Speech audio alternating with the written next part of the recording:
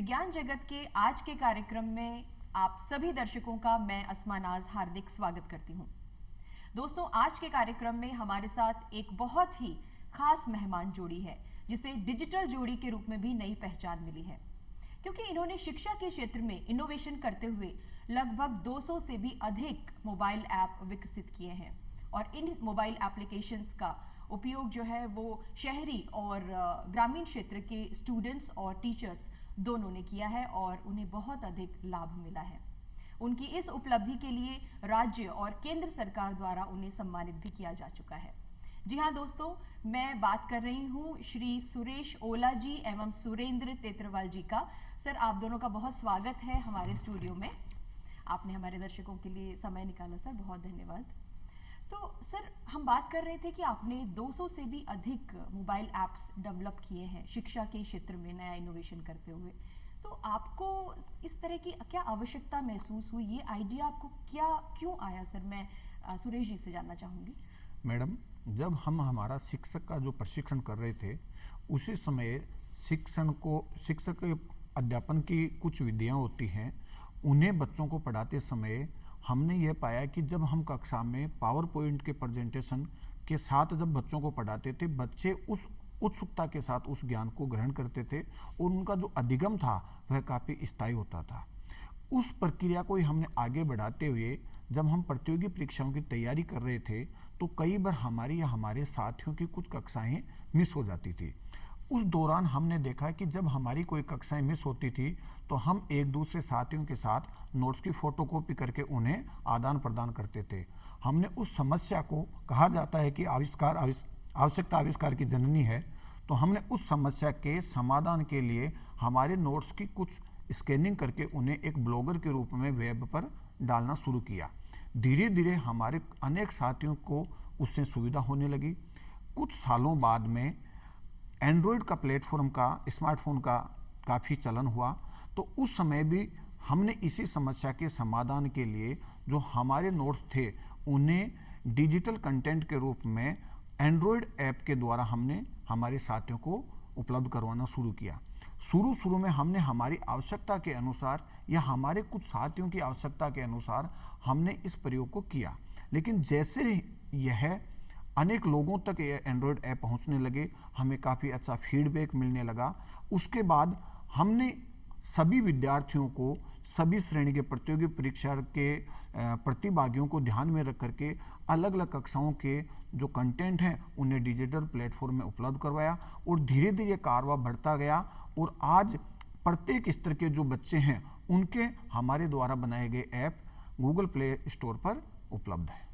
Sir, आपने ये जो ऐप बनाए हैं, क्या ये स्कूली बच्चों के लिए हैं, कॉलेज के विद्यार्थियों के लिए हैं, या आप बता रहे थे जैसे प्रतियोगी परीक्षा के जो बच्चे हैं वो भी इनसे लाभान्वित हो सकते हैं, उन्हें प्ले स्टोर से डाउनलोड कर सकते हैं?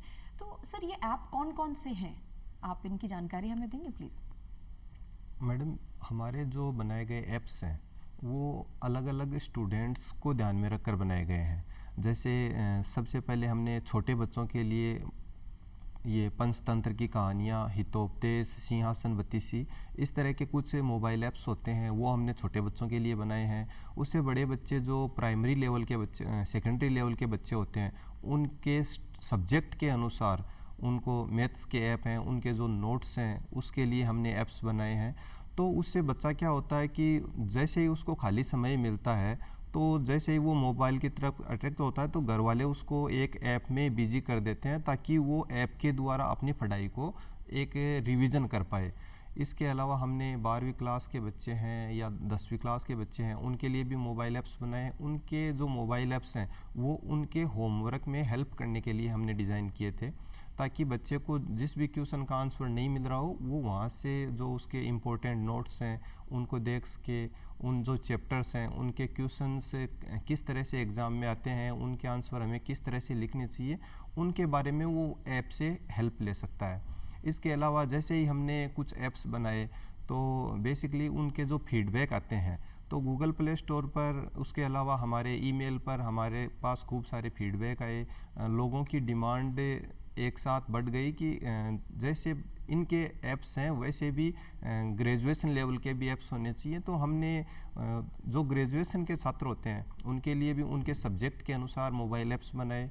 और सबसे बड़ी बात यह है कि हमने जो ऐप्स बनाए वैसे ऐप्स गूगल प्ले स्टोर पर थे नहीं, क्योंकि इंग्लिश लैंग्वेज का कंटेंट तो गूगल प्ले स्टोर पर खूब मिल जाता है, लेकिन जो यहाँ के हिंदी भाषी छात्र हैं उनके लिए गूगल प्ले स्टोर पर कंटेंट मिलना थोड़ा मुश्किल होता है। तो हमने उन बच्चों की सहायता करने के लिए ऐसा कंटेंट विकसित किया। जो ग्रामीण क्षेत्रों से थे वहाँ पर मोबाइल इजी मिल जाता है, तो वहाँ से एंड्रॉयड ऐप डाउनलोड करते हैं बच्चे, उनका जो कंटेंट होता है उसको वो पढ़ सकते हैं, जो नोट्स होते हैं उनको देख सकते हैं। ये कारवां आगे बढ़ता गया, क्योंकि हमने जैसे उनके लिए बनाए तो बेसिकली हमारे पास फीडबैक आते रहते हैं कि किसके लिए क्या बनाना है। तो उसके बाद में हमने जो टेक्निकल ITI की अलग अलग ट्रेड्स होती हैं उन बच्चों के लिए भी हमने खूब सारे मोबाइल ऐप्स बनाए। इलेक्ट्रिशियन ट्रेड होती है, फिटर, टर्नर, तो उन बच्चों के लिए भी हमने ट्रेड वाइज जो नोट्स के ऐप हैं वो गूगल प्ले स्टोर पर पब्लिश किए। हमारे जो ऐप्स हैं वो गूगल प्ले स्टोर की एजुकेशन कैटेगरी है उसमें भी उन्होंने टॉप किया, क्योंकि छात्रों के फीडबैक के आधार पर ये रैंकिंग निर्धारित होती है। तो जैसे ही बच्चे उसको ज़्यादा डाउनलोड करते हैं, बच्चों को पसंद आते हैं, तो वो अपने आप टॉप में शो होते हैं। तो बच्चों को पसंद के अनुसार हमने और भी फिर ITI के साथ साथ हमने नर्सिंग क्षेत्र के भी जो ट्यूटर्स होते हैं उनकी हेल्प ली, ताकि वो भी बच्चों को नोट्स उपलब्ध करवा सकें, क्योंकि हम सभी सब्जेक्ट्स के एक्सपर्ट नहीं हो सकते। इसलिए हमने जो ट्यूटर थे उनकी हेल्प ली, तो उन्होंने हमको नोट्स उपलब्ध करवाए, एग्ज़ाम में किस तरह से आता है, फील्ड में किस तरह से ये काम में आते हैं। तो इस तरह से हमने खूब सारे ऐप हैं वो अलग अलग पब्लिश किए हैं। सर, आपने बहुत अच्छी जानकारी दी है कि जो बच्चे क्लास अटेंड नहीं कर पा रहे हैं, उनके कोई लेक्चर मिस हो रहे हैं, तो वो ऐप पर जाकर उस कंटेंट को डाउनलोड कर सकते थे, अपने होमवर्क में हेल्प कर सकते थे। साथ ही सर आपने, सुरेंद्र जी, हमें ये भी बताया कि छोटे बच्चे जो पंचतंत्र की कहानियाँ पढ़ना चाहते हैं, प्रतियोगी परीक्षाओं की जो बच्चे तैयारी कर रहे हैं, वो इन एप्लीकेशन को डाउनलोड करके हिंदी भाषा में भी उसको यूज़ कर सकते हैं, समझ सकते हैं। तो ग्रामीण परिवेश के लिए तो सर ये बहुत ही एक तरह से वरदान साबित हुए हैं ये एप्लीकेशंस आपके। जी मैडम, क्योंकि हमने रूरल एरियाज़ में देखा है जहाँ पर बच्चा कोचिंग करने आता है प्रतियोगी परीक्षा का, तो उसका जो ट्रेवलिंग टाइम होता है वो 2 घंटे से भी ज़्यादा होता है कई बार, तो वो बस में किसी भी प्रकार की स्टडी नहीं कर पाता। तो हमने उस टाइम का बच्चे के सदुपयोग करने के लिए, जैसे वो किसी भी नौकरी की सर्विस की तैयारी कर रहा है, तो जो उसको कोचिंग में पढ़ाया गया था हमने उसके जो नोट्स थे वो सभी के सभी ऐप में कन्वर्ट कर दिए। वहाँ पर हमने उसके लिए प्रश्नोत्तरियाँ भी रखी हैं, तो जो भी बस का ट्रेवलिंग टाइम होता है तो वो वहाँ उन सभी चीज़ों को रिवाइज कर लेता है और वो ज़्यादा डिस्टर्ब भी नहीं होता, उसको बुक्स भी नहीं निकालनी पड़ती। तो उसके जो समय उसको ट्रेवलिंग का होता है, जो खाली जा रहा था, उसका भी वो सदुपयोग अपनी पढ़ाई में कर पाता है। इसलिए इसके साथ ही मैडम आपने पूछा कि बच्चों के लिए, तो बच्चे क्या होता है कि बहुत मोबाइल के प्रति एडिक्ट होते हैं, वो चाहते हैं कि मैं मोबाइल चलाऊं, तो अब उनको कोई हम ऐसा तरीका दें कि वो मोबाइल भी चलाए और उससे कुछ न कुछ थोड़ा सीखता भी रहे। तो हमने पंचतंत्र की कहानियाँ हैं, हितोपदेश की कहानियाँ हैं, सिंहासन बत्तीसी की कहानियाँ हैं, उनको भी मोबाइल ऐप में कन्वर्ट किया, ताकि बच्चा जब भी देखे तो उनको बोल वहाँ सुन भी सकता है, तो वो उनको प्ले करके कहानियाँ सुन सकता है। घर में आजकल सब सर्विस करने वाले होते हैं, तो सब अपनी अपनी काम में बिजी रहते हैं, तो बच्चा फिर मोबाइल पर यूट्यूब वगैरह देखता है और जो कार्टून वगैरह होते हैं वो देखता है। तो ऐसी चीज़ें हम चाहते थे कि जो कहानियों के माध्यम से उसको शिक्षा मिलती है, उसका भी वो मोबाइल का भी अगर 1 घंटे भी चलाए तो वो उसका सदुपयोग करे और उसके मन में, अंतर्मन में कुछ ऐसी कहानियाँ जाएँ जिनसे वो इनडायरेक्ट रूप से कुछ न कुछ सीखता हो। सर, कोरोना का समय हमने देखा है जहां पर स्कूल कॉलेज बंद थे, सब कोचिंग संस्थान बंद थे और बच्चे मजबूर थे कि घर में रह के ही वो सेल्फ स्टडी करें। उस समय में आपने कोई एक ऐसा ऐप डेवलप किया, हमें सूचना है, ज्ञान मित्र के नाम से। सर, इसका क्या प्रभाव पड़ा है बच्चों पर, आप बताना चाहेंगे? मैडम क्या है कि कोरोना काल अचानक आया हमारे सामने, जिसकी किसी को भी कल्पना नहीं थी कि इस तरह से स्कूल कॉलेज सब बंद हो जाएंगी, बच्चों की पढ़ाई डिस्टर्ब होगी, ये किसी ने भी नहीं सोचा था। लेकिन हमने कोरोना काल से पहले ही खूब सारे मोबाइल ऐप्स बनाकर गूगल प्ले स्टोर पर पब्लिश कर रखे थे। हमने देखा कि उनके जो इंस्टॉल थे वो कोरोना काल में एकाएक बढ़ गए, क्योंकि सभी चाह रहे थे कि मेरा बच्चा पढ़ाई में पीछे नहीं रहे, मैं किसी न किसी ऐप के द्वारा उसकी पढ़ाई को कंटिन्यू रखूं। तो जितने भी इंस्टॉल हो रहे थे हमारे ऐप्स के वो एकाएक बढ़ गए और बच्चे कोरोना काल में पहले से जो मैटर तैयार था उससे ही पढ़ाई करने लग गए। फिर हमने ज्ञान मित्र नाम से एक कोरोना काल में स्पेशल ऐप लॉन्च किया। उस ऐप में हमने शिक्षावाणी और जो शिक्षा दर्शन नाम के प्रोग्राम राजस्थान सरकार चला रही थी उनको भी उसमें इंटीग्रेट किया। इसके अलावा विभिन्न विषयों की जो डिक्शनरी होती हैं उसको भी इसमें डाला है। उसके अलावा ई लाइब्रेरी के तौर पर हमारा ये ज्ञान मित्र ऐप है वो ई लाइब्रेरी के तौर पर भी बहुत फेमस हुआ, क्योंकि इसमें आपकी जितनी भी बुक्स होती हैं उन सभी बुक्स का हमने एक कलेक्शन किया है। पीडीएफ फॉर्मेट में भी आप चैप्टर वाइज किसी भी बुक्स को पढ़ सकते हो। इसके अलावा उन किसी भी क्लास 1 से लेकर 12वीं तक के जो नोट्स होते हैं प्रत्येक कक्षा के, वो भी हमने इम्पोर्टेंट नोट्स अलग उसमें बना रखे हैं। इसके अलावा एग्ज़ाम्स के लिए जो क्वेश्चन हैं वो अलग बना रखे हैं, तो ये सेक्शन भी उसमें ऐड किया। इसके साथ ही बच्चा क्या होता है कि पढ़ाई में बोर हो जाता है, तो हमने इसमें एक गेम सेक्शन भी सेट किया था। तो उसमें क्या होता है कि गेम सेक्शन इस तरह से है कि आप अगर वो गेम खेलोगे तो भी कुछ लर्निंग करोगे। जैसे उसमें मैथ्स ब्रेन गेम है, तो छोटे बच्चे अगर काउंटिंग कर रहे हैं या कैलकुलेशन कर रहे हैं तो गेम आगे चलेगा, अदरवाइज नहीं चलेगा। तो बच्चे बोर भी नहीं होते, गेम खेल कर भी कुछ न कुछ सीखते रहते हैं। इसके अलावा इसमें हमने अलग अलग जो फील्ड थे, एग्ज़ाम्स जो कंपटीशन की तैयारी कर रहे थे उन बच्चों के लिए भी इसमें एक सेक्शन ऐड किया था।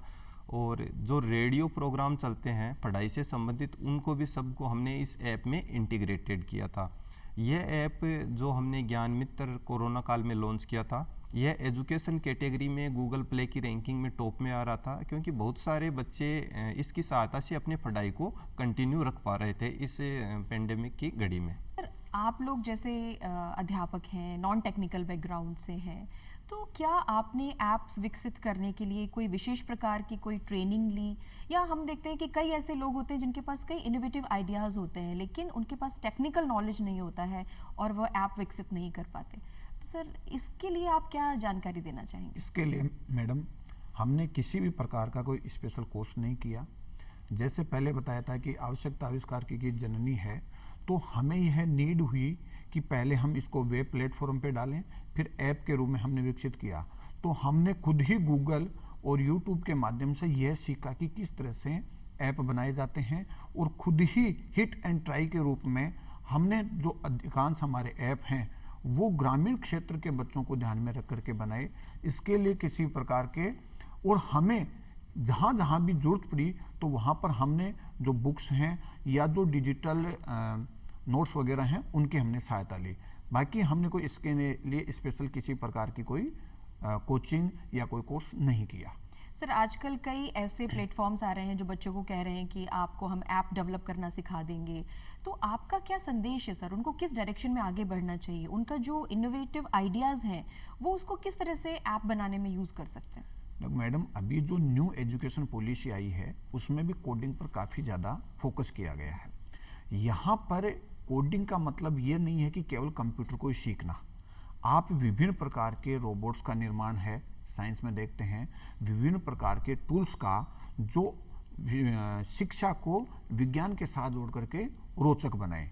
उसी रूप में काफ़ी ज़्यादा कुछ प्रोफेशनल जो डेवलपर हैं वो बच्चों के साथ अपने कोर्स के लिए कि हम आपको ऐप बनाना सिखाएंगे, हम आपको यह टूल्स बनाना सिखाएंगे, वो एक स्पेशलाइजेशन की तरफ जाते हैं। हमने जो कार्य किया है उस कार्य में हमने एक सामूहिक जो हमारे डिजिटल कंटेंट के रूप में आम बच्चों को प्रोवाइड करवाने का प्रयास किया, ताकि जो दूरस्थ का जो भी कोई विद्यार्थी है वह भी, जैसे कोरोना काल में स्कूलें बंद हो गई थी, बच्चे काफ़ी कई महीनों तक किताबों से स्कूलों से दूर हो गए थे, लेकिन अक्सर ग्रामीण में हर घर में मोबाइल होता है, तो हमारे द्वारा जो बनाए गए ऐप थे उनके द्वारा वो अध्ययन से निरंतर जुड़ा रहा और जो लर्निंग गैप था वह उनके बीच में नहीं आ पाया। बिल्कुल सर, बहुत अच्छी जानकारी दी सर आपने। सर, ये तो आपने इनोवेशन किया शिक्षा के क्षेत्र में, एप्स डेवलप करके छात्रों को और टीचर्स को लाभान्वित किया। क्या जन सामान्य के लिए भी आपने इस टेक्नोलॉजी का कोई यूज़ किया है सर आप? जी मैडम, हमने जब हम शुरू में मोबाइल ऐप्स बना रहे थे उस टाइम पर हमारे गांव के लिए भी हमने एक ग्राम पंचायत मोबाइल ऐप बनाई थी। तो उसमें क्या है कि हमने हमारे गांव की जो भी विभिन्न तरह की योजनाएं, जो सरकारी योजनाएं चल रही हैं, उनकी जानकारी जन सामान्य को देने का प्रयास किया था। इसके अलावा हमारे गांव की क्या क्या विशेषताएं हैं, वहाँ का आने जाने का रास्ता कहाँ है, या गांव की जितने भी कोई संपर्क सूत्र हैं, या गांव में हमारे जो भी कार्यक्रम होते हैं उन कार्यक्रमों की सूचना एक दूसरे को देने के लिए या अटैचमेंट के लिए हमने डिजिटल ग्राम पंचायत नानी नाम से मोबाइल ऐप बनाया था। इसके साथ ही कोरोना काल में हमने ऑक्सीजन मॉनिटरिंग सिस्टम जयपुर ज़िले के लिए, जो हमारे विभाग उसका नोडल था, इंचार्ज था, तो हमने real time oxygen monitoring system develop किया था। उससे जितने भी ऑक्सीजन सिलेंडर्स की जो सप्लाई होती थी, तो फैक्ट्री से कितने ऑक्सीजन सिलेंडर निकले और किस हॉस्पिटल में गए, कहाँ पर ऑक्सीजन की कमी है तो हमें कहाँ पर सिलेंडर ज़्यादा देने चाहिए ताकि कैजुअलिटी कम से कम हो। इसलिए भी हमने इस टेक्नोलॉजी का प्रयोग करते हुए एक वेब ऐप बनाया था, जिसकी सहायता से पूरे कोरोना काल में ऑक्सीजन मॉनिटरिंग सिस्टम को ट्रैक किया जा सका। इसके अलावा हमारे सीकर ज़िले के जिला प्रशासन के साथ मिलकर भी हमने ऐसा ही एक प्लेटफॉर्म उनके लिए भी डिज़ाइन किया था। बहुत अच्छी जानकारी दी सर आपने। हम ये जानना चाहेंगे कि जैसे जब कोई व्यक्ति सक्सेस होने लगता है, उसका नाम होने लगता है, आपने कहा कि गूगल प्ले स्टोर पे शिक्षा के जो ऐप थे उनमें टॉप पर चल रहे थे कई ऐप्स आपके, तो फिर भी आपने राज्य सरकार को डोनेट किए हैं कई ऐप्स। निजी कंपनियों ने आपसे संपर्क करने की कोशिश नहीं की सर? जी ज़रूर मैम, निजी कंपनियों ने भी हमसे संपर्क किया था कि आपके जितने भी ऐप्स हैं वो आप हमको प्रोवाइड करवा दीजिए, आपको बढ़िया सैलरी पैकेज दिया जाएगा। साथ ही आप चाहें तो अपनी गवर्नमेंट जॉब छोड़कर भी हमारे साथ टाई अप कर सकते हैं।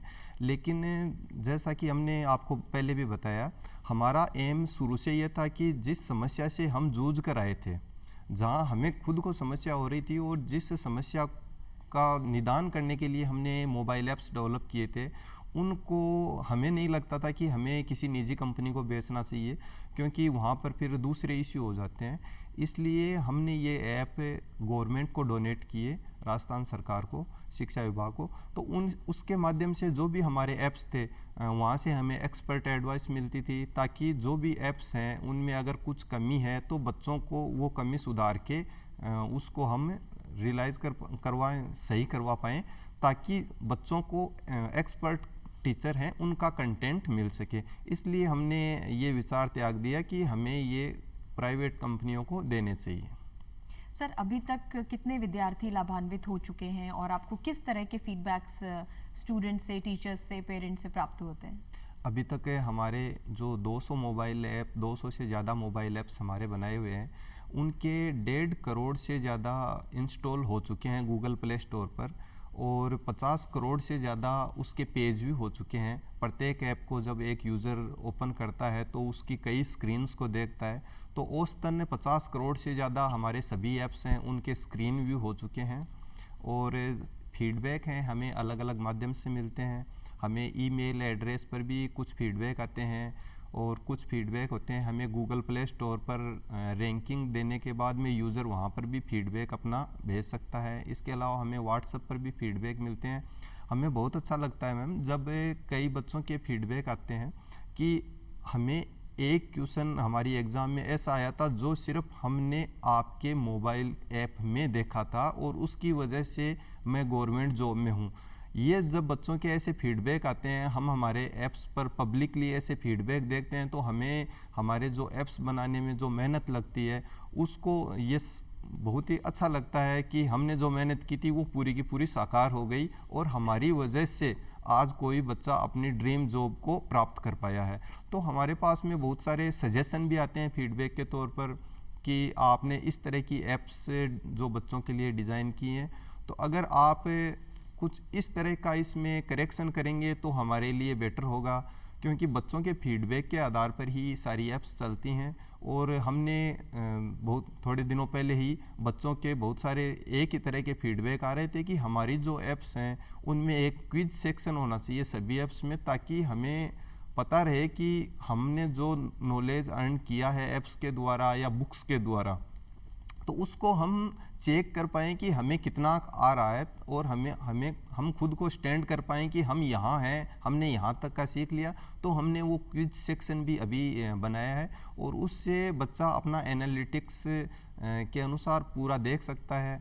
इसमें हमने अभी नई टेक्नोलॉजी आ गई है आर्टिफिशियल इंटेलिजेंस की, तो उसकी सहायता से हमने कुछ ऐसे पोर्शंस बनाए हैं कि बच्चा अगर कहीं पर कमज़ोर है तो डायरेक्ट हम बच्चे को ये बताएंगे कि आपको ये चीज़ पढ़नी है, ताकि आप उसी पोर्शन को अपना जो समय है उसी पोर्शन पर लगाएं जहाँ पर आप कमज़ोर हैं। जहाँ पर आप पहले से स्ट्रॉन्ग हैं वहाँ पर आपको बिल्कुल टाइम ख़राब करने की ज़रूरत नहीं है। तो हमने आर्टिफिशियल इंटेलिजेंस की सहायता से ऐसे टूल विकसित किए हैं, जिन्हें हमने अभी कुछ ऐप्स में इम्प्लीमेंट कर दिया है, बाकी ऐप्स में भी हम उनको इम्प्लीमेंट कर रहे हैं। सर, जैसे हमने सुरेश जी से भी बात की थी कि नॉन टेक्निकल बैकग्राउंड होते हुए भी वो किस तरह से आगे बढ़े, ऐप डेवलप किया। मैं आपसे भी जानना चाहती हूँ सर, आप जैसे आर्टिफिशियल इंटेलिजेंस की बात कर रहे हैं, तो लोगों को इस बारे में कैसे जानकारी मिले? क्या आप ऐसा नहीं सोचते कि आपको एक ट्रेनिंग सेशंस रखने चाहिए, या कुछ इस तरह के ट्रेनिंग क्लासेस आप ऑर्गेनाइज कर सकते हैं जो लोग करना चाहते हैं ऐप डेवलपमेंट के क्षेत्र में, कि उनको भी आप ट्रेनिंग दें और वो भी ऐप डेवलप करें? जी, इसमें क्या है कि हमने भी ये चीज़ें बहुत कम पढ़ी थी, लेकिन जैसे ही हमने मोबाइल ऐप्स बनाए बच्चों के लिए, तो कहते हैं ये सबको धीरे धीरे जो अच्छी चीज़ें होती हैं उनका प्रसार भी थोड़ा जल्दी होता है। तो हमारी जो मोबाइल ऐप्स थी वो जल्दी ही एनसीईआरटी की नज़र में, जो एनसीईआरटी है उसकी नज़र में भी आई, तो उन्होंने भी हमारी ऐप्स को सराहा, और वहाँ पर कई ट्रेनिंग सेशंस होते हैं तो उन्होंने हमें बुलाया, और जो भी ट्रेनिंग सेशंस होते हैं हमने भी उनकी ट्रेनिंग अटेंड की। तो हमें पता चला कि एजुकेशन के फील्ड में क्या चल रहा है। आजकल AR VR का ज़माना है, तो हमें बच्चों को किस तरह से शिक्षा देनी चाहिए, किस तरह से हमें उनके लिए जो एलिमेंट्स हैं वो डिज़ाइन करने चाहिए। इसके साथ ही एनसीईआरटी खुद ट्रेनिंग आयोजित करवाती है, जिसमें ऑल इंडिया के टीचर्स होते हैं उनको वो बुलाते हैं, और वहाँ पर हमें भी रिसोर्स पर्सन के तौर पर बुलाते हैं, और हमारे बहुत सारे शिक्षक साथी हैं उनको भी ये सिखाते हैं कि आप बिल्कुल सरल विधि में मोबाइल ऐप्स किस तरह से बना सकते हो। इसके लिए भी हमने एक प्लेटफॉर्म बनाया था, ताकि जो भी टीचर है जिसके पास भी आइडिया है वो खुद का अपना मोबाइल ऐप बना सके। तो हम अलग अलग इसके लिए सेशंस करते हैं। इसके अलावा बहुत सारी स्कूल्स हैं, उसमें भी हम बच्चों के लिए इस तरह के सेशन करते हैं कि आप मोबाइल ऐप से किस तरह सीख सकते हो। इसके साथ ही आजकल साइबर सेफ्टी में भी बच्चों के हमने कई सेशन किए हैं, ताकि बच्चा आज जो चीज़ें चल रही हैं एजुकेशन में उनके प्रति अवेयर रहे। सर, आपने बहुत अच्छी बात बताई है कि एनसीईआरटी समय समय पर इस तरह के सेशंस ऑर्गेनाइज करता रहता है। यदि आप भी इनोवेशन करना चाहते हैं, ऐप विकसित करना चाहते हैं, तो आप एनसीईआरटी के सेशंस पार्टिसिपेट कर सकते हैं उनमें। साथ ही साथ आप कहाँ पर अपलोड करते हैं सर? ये चीज़ें यूट्यूब पर अवेलेबल हैं आपके ट्रेनिंग सेशंस? हाँ, हमारे जो ट्रेनिंग सेशंस होते हैं वो यूट्यूब पर, आप एनसीईआरटी के चैनल पर भी खूब सारे ट्रेनिंग अलग अलग टीचर्स होते हैं उनके ट्रेनिंग सेशन होते हैं। हमारे जो ट्रेनिंग सेशन है वो आप हमारे यूट्यूब चैनल पर भी देख सकते हैं। बिल्कुल। और सर, मैं जानना चाहूँगी कि आपकी अभी तक अवार्ड जर्नी क्या रही है? आपको रिकग्निशन मिला है, तो अवार्ड जर्नी के बारे में बताएं सर आप। मैडम, जैसा कि पहले भी बताया था कि हम जो हमारा कारवा बढ़ता जा रहा है वो विद्यार्थियों के फीडबैक, समाज के प्रोत्साहन और विभाग के प्रोत्साहन से ही हम धीरे धीरे आगे बढ़ते जा रहे हैं। हमें सितंबर 2017 में शिक्षा पुरस्कार राज्य सरकार द्वारा दिया गया। उसके बाद में एनसीईआरटी के द्वारा audio video visual fair festival हुआ था भोपाल में, उसमें भी हम नेशनल लेवल पर हमें रिप्रेजेंटेशन के साथ सम्मानित किया गया।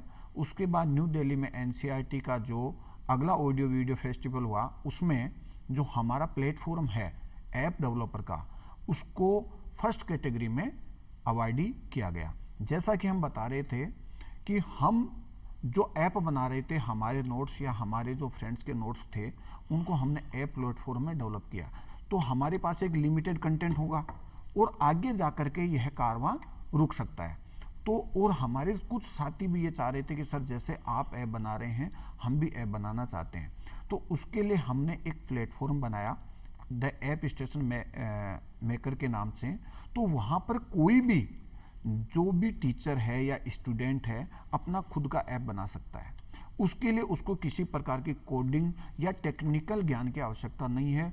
जो भी नॉर्मल ईमेल का या वेब ब्राउजिंग का या MS वर्ड का छोटा मोटा ज्ञान रखता है वो ड्रैग एंड ड्रॉप विधि के द्वारा वो ऐप बना सकता है। उस ऐप प्लेटफॉर्म पर ऐप बनाते समय हम उससे ऐप का टाइटल पूछते हैं, ऐप में वो कौन कौन से टूल्स जोड़ना चाहता है वो उनके साथ ऐड करता है और उन टूल्स के साथ कौन कौन सा कंटेंट उसको जोड़ना है वो कंटेंट को जोड़ता जाता है। साथ में ही उसके पास में ही हम उसको मोबाइल का ऐप का प्रीव्यू दिखाते हैं कि जो आप मोबाइल ऐप बना रहे हो वो आपको कैसा दिखेगा। उसका सारा मोबाइल ऐप बनने के बाद वो उसकी APK फाइल जनरेट करके अपने जो गूगल का प्ले स्टोर का अकाउंट है वहाँ पर उसको अपलोड करता है। फिर ऑल ओवर वर्ल्ड वो उसका ऐप सबके लिए उपलब्ध हो जाता है। तो इस तरह के जो हमारी प्लेटफॉर्म है उसके द्वारा अनेकों टीचर्स ने अपने नए नए आइडियाज़ के द्वारा जो अपना उनका ज्ञान था उसको काफ़ी लाखों विद्यार्थियों तक पहुंचाने का प्रयास किया और अब ये कारवां हमारा काफ़ी आगे तक धीरे धीरे बढ़ता जा रहा है। सर ये ऐप स्टेशन मेकर आप जो बता रही हैं कहाँ उपलब्ध है सर? ये वेबसाइट पर उपलब्ध है, कोई भी गूगल पर इसको सर्च कर सकता है और वहाँ पर जाने के बाद पूरे वहाँ ट्रेनिंग ट्यूटोरियल्स भी हैं कि किस तरह से आप ऐप बनाएं। वहाँ नॉर्मल एक साइन अप करना होता है, कोई सी भी जो यूजर ऐप बनाना चाहता है उसका अकाउंट बन जाता है और वो अनेक प्रकार की कैटेगरी के सिंपल 5-7 घंटे में अपना एक ऐप नॉर्मल डिजाइन कर सकता है। ज़्यादा उसको उसमें ज़्यादा कंटेंट डालना होता है तो वो अपने उसमें धीरे धीरे अपडेट करता रहता है और जैसे ही वो अपने ऐप में अपडेट करता है जितने भी ऑल यूजर्स जो उन्होंने डाउनलोड कर रखा है उनके पास वो अपडेट चला जाता है। साथियों हमारी ये डिजिटल जोड़ी जो है ये एक प्रेरणा है हमारे युवाओं के लिए भी।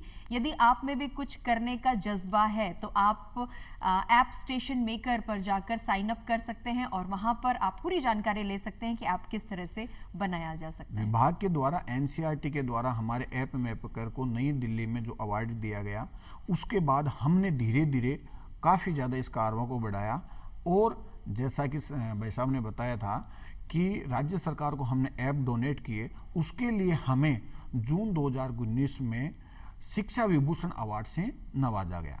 उसके बाद में राज्य सरकार द्वारा सितंबर 2019 में शिक्षक राज्य स्तरीय शिक्षक पुरस्कार से नवाजा गया।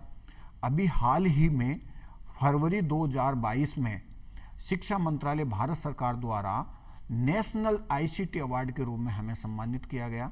ये जो विभाग समाज बच्चों के द्वारा फीडबैक हैं या जो अवार्ड हैं ये हमें आगे कार्य को और ज़्यादा करने के लिए मोटिवेट करते हैं और धीरे धीरे ये हम कार्य को काफ़ी आगे बढ़ा रहे हैं। सर आपने बहुत ही महत्वपूर्ण जानकारियां हमारे दर्शकों के साथ में साझा की। आपने ये भी बताया कि आपके द्वारा जो डेवलप किए हुए ऐप्स हैं ये किस तरह से बच्चों के लिए लाभान्वित हो सकते हैं, हिंदी भाषा में बहुत इजीली अवेलेबल हैं और यदि कुछ युवा साथी या जो भी इनोवेटिव आइडियाज़ रखते हैं हमारे दर्शक वो यदि आप डेवलप कर सकते हैं करना चाहते हैं तो वह ऐप स्टेशन मेकर पर जाकर वहाँ से आइडियाज़ ले सकते हैं। और हमें आशा है कि आज का ये जो प्रोग्राम था हमारे दर्शकों के लिए बहुत ही इंटरेस्टिंग रहा होगा और बहुत ही इंटरैक्टिव सेशन था। बहुत ही अच्छा लगा सर आपसे बात करके।